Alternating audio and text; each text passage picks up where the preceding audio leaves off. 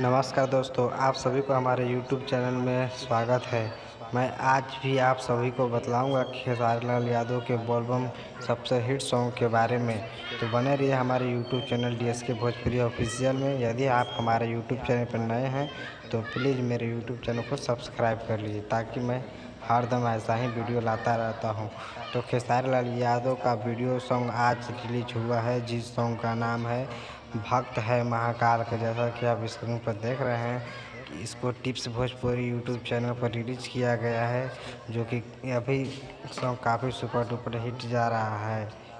इस सॉन्ग के व्यू का बात करें तो आप जैसा कि स्क्रीन पर देख ही रहे हैं कि कितना है, 1,52,164 व्यू 8 घंटे में इसका गया, जिसका लाइक मिला है 20,000 और डिसलाइक 540। तो यह टिप्स यूट्यूब चैनल भोजपुरी पर रिलीज़ किया गया है, तो आप ही देख ही सकते हैं। और कल एक और खेसारी लाल यादव का वीडियो सॉन्ग आ रहा है, जो कि यदि आप उसका नाम जानना चाहते हैं तो प्लीज़ मेरे यूट्यूब वीडियो को पूरा देखें।